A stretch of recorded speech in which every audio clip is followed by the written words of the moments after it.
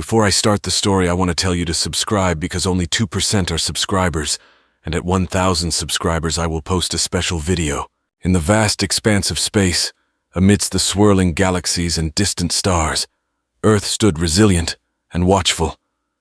The year was 2421, and humanity had long since stepped beyond the confines of its cradle, extending its reach across the solar system and peering into the depths of the cosmos. It was not just a journey of exploration, but of necessary preparation. For decades, signals and traces of other intelligent life had peppered the communications arrays of Earth and its colonies, suggesting that they were not alone in the universe. On Earth, a special council, known as the Interstellar Relations Board, IRB, had convened. It was composed of scientists, military strategists, diplomats, and philosophers. Their goal was to interpret the alien communications and devise a comprehensive approach to a potential first contact scenario. After countless hours of debate and analysis, they decided on a simple, clear message, broadcasted into the void. "We are waiting for you." This message was not just a declaration of Earth's awareness of other intelligent beings, but also a subtle warning. It carried the weight of humanity's readiness to defend itself, should the need arise. The IRB's decision was broadcast continuously, a beacon in the dark, a signal designed to reach the far corners of the galaxy. Meanwhile, life on Earth continued under the specter of this monumental decision. News channels and social media were abuzz with speculations and theories about the aliens. Governments reassured their populations while also secretly ramping up their defensive and technological capabilities. The global narrative was controlled, yet an undercurrent of fear and anticipation ran deep among the populace. In the midst of this global focus, Dr. Lena Soren, a leading astrobiologist and a key member of the IRB, continued her research. Her laboratory, a state-of-the-art facility located in the high orbit around Mars, was a hub of activity. Her team was analyzing the latest batch of extraterrestrial microorganisms collected from the icy moons of Jupiter. Lena believed that understanding these life forms could provide crucial insights into how aliens might think, live, or even communicate. One evening, as Lena reviewed the data streaming in from her sensors, her communication panel blinked. It was an urgent message from Earth Command, marked with the highest priority. The message was brief. "Contact. They're here. Return to HQ immediately." Lena's heart raced as she read the message over and again. The years of waiting, the endless debates and preparations, everything was about to be tested. She quickly arranged for her immediate return to Earth, her mind abuzz with questions and possibilities. As she traveled back, she couldn't help but think about the message humanity had sent. "We are waiting for you." What had the aliens made of it? Was it seen as a gesture of openness or a veiled threat? And now that they were here, what would they want? Upon her arrival at Earth, Lena was rushed to the IRB headquarters, a massive complex designed to serve as both a think tank and a crisis center. The room was filled with screens displaying data, maps of the solar system, and live feeds from various outposts. The atmosphere was tense, the air a mix of anxiety and controlled urgency. The director of the IRB, General Marcus Flynn, greeted her with a firm handshake. "Lena, good you could make it. We have a situation. One of our outer monitoring satellites picked up an unidentified vessel. It's holding position just beyond the Kuiper Belt." Lena nodded, absorbing the information. As the alien craft lingered silently beyond the Kuiper Belt, the tension on Earth escalated. Governments worldwide were on high alert, and the IRB's crisis room became the hub of relentless activity. Lena, back in her element surrounded by the top minds of the planet, found herself at the center of what might be humanity's most significant moment. The alien vessel was unlike any technology humanity had encountered. It was sleek and elongated, with surfaces that seemed to absorb light rather than reflect it, creating an effect that was at once ominous and mesmerizing. Every observation offered more questions than answers. General Flynn stood beside Lena, his eyes fixed on the live feed. "Have they responded to our hails?" he asked, his voice steady despite the stakes. Lena shook her head. "Nothing yet. It's as if they're studying us, deciding what to do." The general frowned. Or waiting for us to make the first move. The IRB's team of linguists and cryptologists worked round the clock, attempting to devise a communication protocol that could bridge the gap between human and alien understanding. Meanwhile, the world's leaders communicated in closed sessions, preparing for any possible outcome, from peaceful contact to defensive action. Suddenly the silence was broken. The craft emitted a burst of light, a pulse that sent a wave of electromagnetic energy sweeping across Earth's monitoring systems, disrupting satellites and causing blackouts in several major cities. The message, however, was clear. The aliens had technology that could easily overpower Earth's defenses. As systems rebooted and panic was quelled, a new signal was detected. It was a complex sequence of geometric patterns and mathematical equations, clearly a form of communication, but one that required decoding. Lena and her team pored over the data. "It's a message," she said, her eyes wide with a mix of exhilaration and concern. "They're speaking in the universal language of mathematics. It's a start." Over the next few hours, the team deciphered the basics of the communication. The aliens introduced themselves as the Jatil, a civilization from a star system in what humans called the Andromeda Galaxy. They explained that they had been observing Earth for centuries, intrigued by the rapid development of human technology and culture. The Jatil's message was formal but cautious. They sought dialogue, but their tone suggested vigilance, perhaps even suspicion. It was now up to humanity to respond in kind. Lena drafted a reply with the help of her team, focusing on shared values and the potential benefits of peaceful cooperation. They emphasized Earth's desire for mutual understanding and the sharing of knowledge. As the reply was transmitted, the crisis room held its breath. The response from the Jatil came quicker this time. Their vessel began to move, slowly at first, then picking up speed as it approached the outer boundaries of the solar system. "Are they leaving?" someone whispered. "No," Lena said, her gaze locked on the screen. "They're coming closer." The vessel's approach was methodical, halting at a position that suggested a readiness to engage but also a strategic caution. It was a delicate dance of diplomacy and power played out against the backdrop of the infinite void. The next transmission from the Jatil was an invitation. They offered a meeting, a face-to-face encounter aboard their vessel. It was a risky proposition, but one that could mark the beginning of a new era for humanity. General Flynn looked at Lena. "Your thoughts?"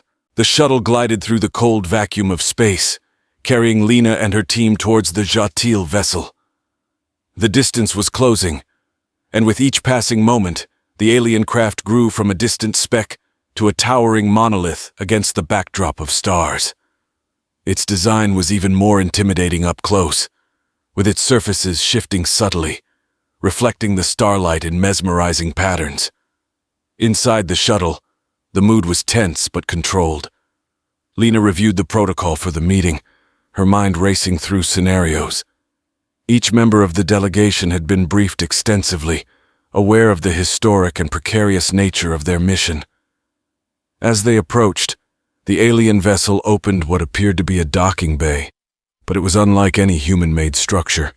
It was more of a force field, shimmering slightly as the shuttle passed through it seamlessly. The interior of the ship was revealed, a vast hall that exuded a sense of otherworldly architecture, with walls that seemed to pulse gently with light. The delegation disembarked, their steps cautious yet determined. The environment inside the ship was surprisingly accommodating, with an atmosphere and gravity seemingly tailored to human needs. They were met by the Jatil, who were nothing like humans had imagined. The Jatil resembled terrestrial cephalopods, with multiple limbs and a central body, but their skin shimmered with colors that shifted in response to their mood and tone.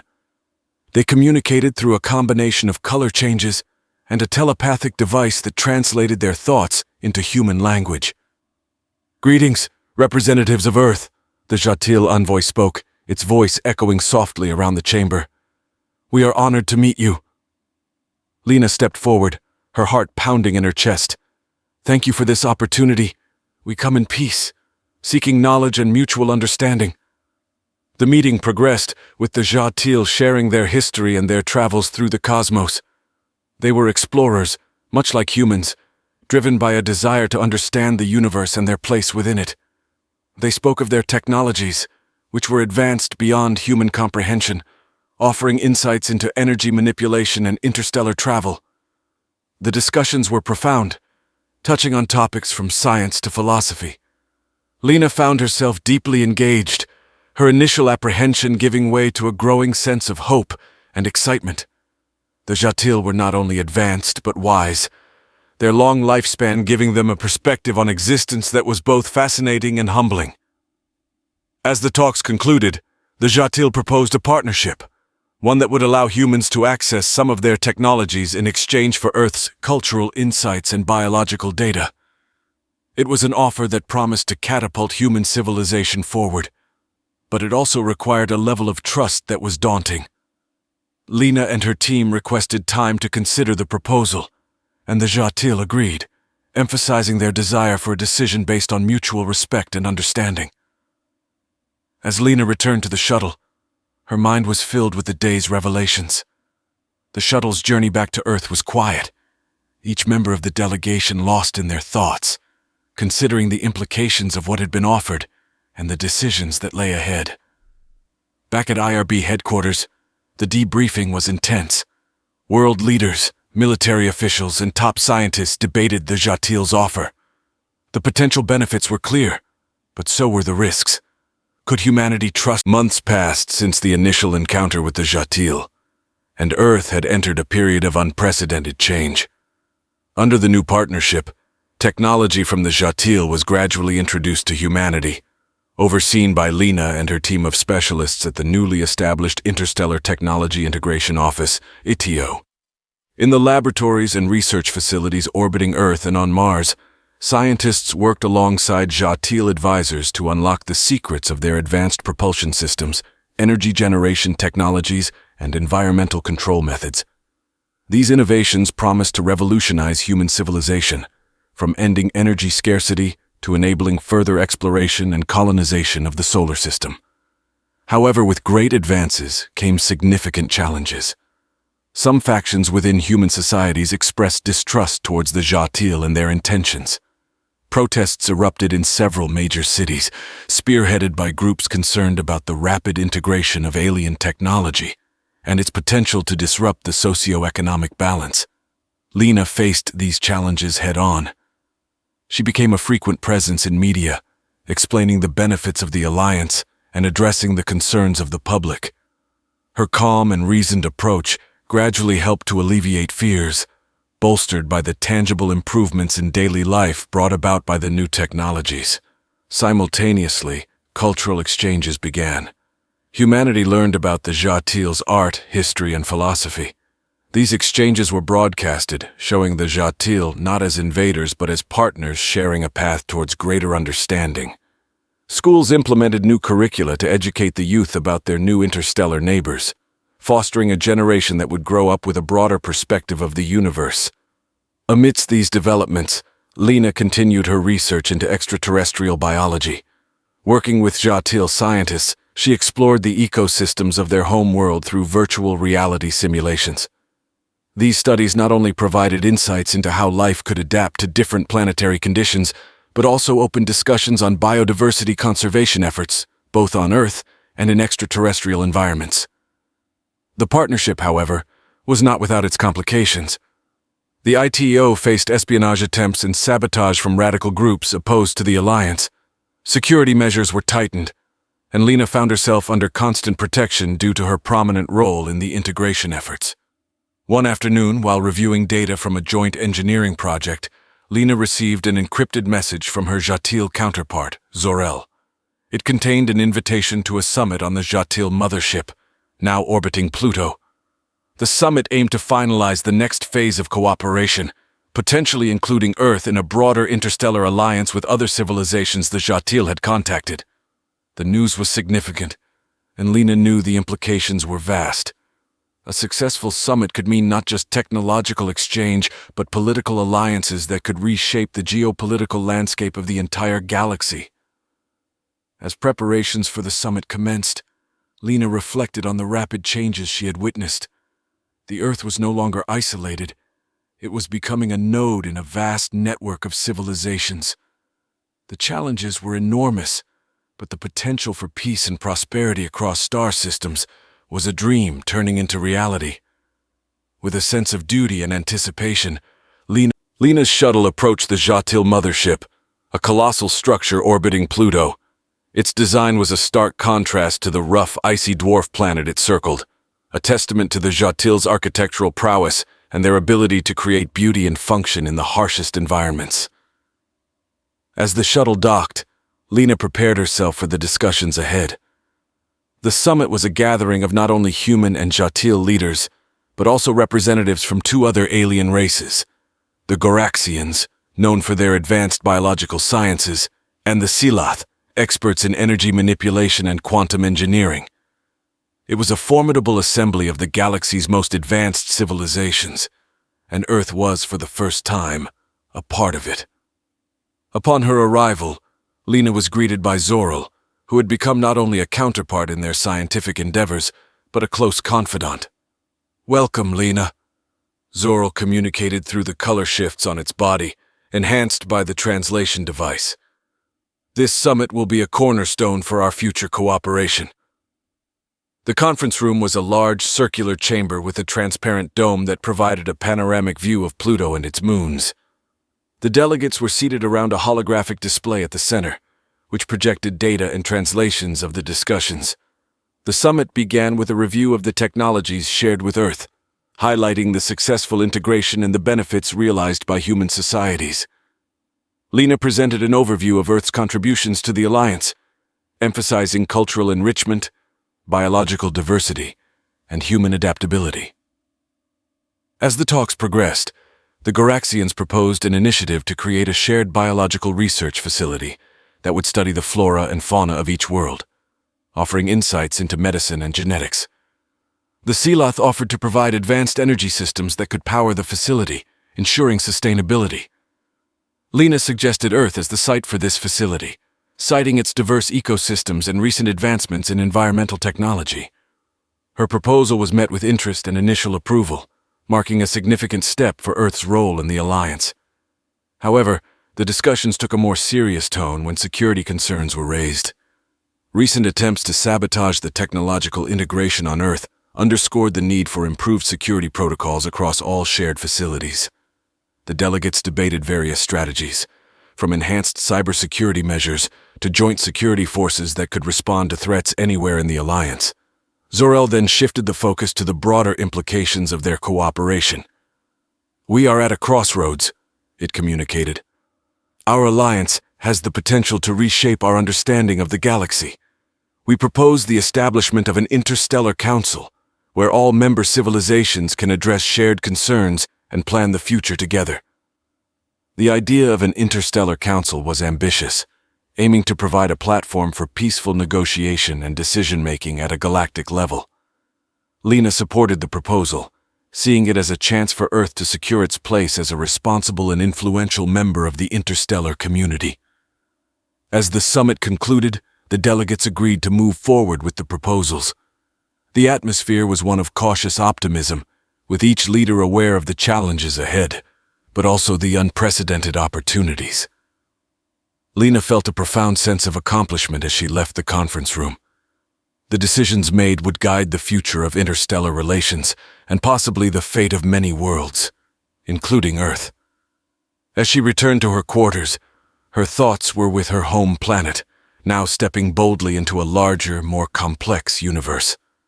As Lena's shuttle made its way back to Earth from the summit, the decisions that had been made weighed heavily on her mind. The establishment of the Interstellar Council marked a new era for Earth, thrusting it into the heart of galactic diplomacy and collaboration. The ride home was a period of introspection and planning, as Lena considered the role she would play in this unfolding future. Upon her arrival, she was greeted with the news that the site for the new joint biological research facility had been officially approved to be on Earth. This was a moment of immense pride and potential for humanity, as hosting the facility not only cemented Earth's position in the Alliance, but also promised advancements in medicine and biology that could benefit all.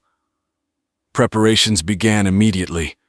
Lena was appointed to oversee the integration of the technologies and systems required for the facility. With experts from the Goraxians and Silath arriving to assist, the project quickly became a melting pot of ideas and innovations. The facility itself was designed to be a marvel of technology and architecture, embodying the spirit of cooperation that the summit had solidified. Simultaneously, Lena took on another critical role as one of Earth's representatives on the Interstellar Council. Her first task was to contribute to the development of the Council's charter, which would lay the groundwork for how the body would function and how decisions would be made. The charter was a document of hope and ambition, designed to ensure fairness and respect among the member civilizations. As the Council convened for its inaugural session, the representatives from across the galaxy brought with them their unique perspectives and histories. Lena found herself at the heart of complex negotiations and discussions, each aiming to balance the interests of all parties involved. The Council tackled issues ranging from trade and resource sharing to security and conflict resolution. Back on Earth, the public's interest and support for the Alliance grew as the benefits became evident. Advances in energy technology had led to a significant reduction in pollution, and medical breakthroughs were revolutionizing healthcare. Schools and universities were abuzz with new programs focused on interstellar studies and alien languages, preparing students for a future in a connected galaxy. However, not all challenges were external. Internally, Lena faced political pressures and logistical hurdles as she navigated the delicate balance of international cooperation on Earth. Each decision at the Council could have profound effects on Earth's political landscape, and Lena often found herself mediating between different factions at home. Despite these pressures, the progress was undeniable. The biological research facility opened, and its first symposium was a resounding success, showcasing groundbreaking research on alien flora that could lead to revolutionary agricultural techniques. As the year drew to a close, Lena reflected on the journey that humanity had embarked upon. From sending a simple message into the cosmos, "We are waiting for you," to becoming a pivotal member of an interstellar alliance, Earth had traversed a path filled with uncertainty and hope. Looking ahead, Lena knew that the challenges would be many, but so would the opportunities. As she prepared for another council meeting, she felt a renewed sense of purpose. Humanity was no longer just a participant in the cosmic dance, but a co-choreographer, shaping the future of not just one planet, but potentially countless others across the galaxy.